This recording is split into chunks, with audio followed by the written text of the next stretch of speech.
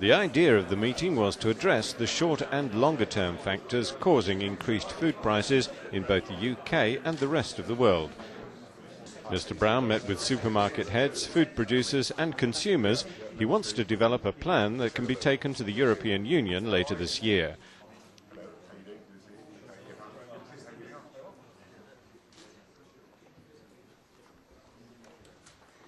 Alongside Mr. Brown, the UK's International Development Secretary Douglas Alexander, who announced a £455 million aid package on tackling global food prices. Much of the money devoted to agricultural research and initiatives aimed at helping poorer countries grow more food.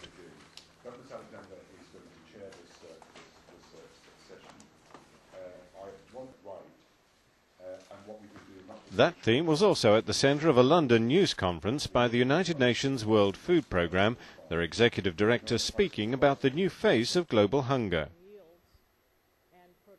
We are putting out an urgent appeal for the world to help us meet not only our base budget to meet the assessed needs of people from Darfur to Uganda to Haiti and beyond, but also to meet this gap.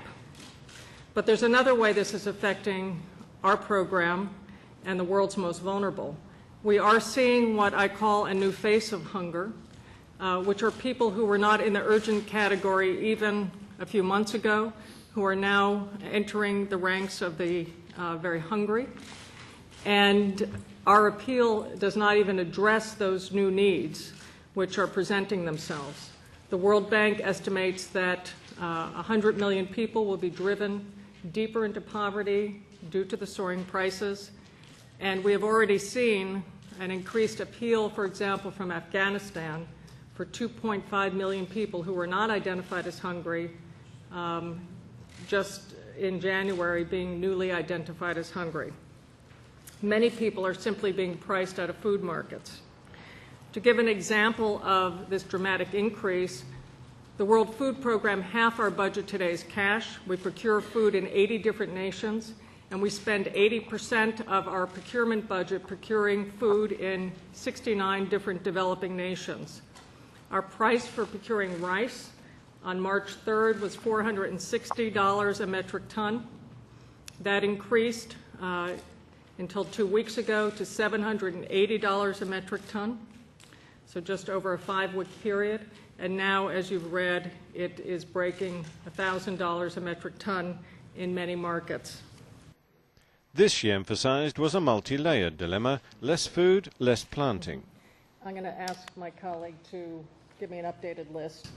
We need to help farmers who right now simply cannot get the inputs to grow food this year. I was just in Kenya, and in the Rift Valley, many of the farmers there are not planting nearly as much as they did last year.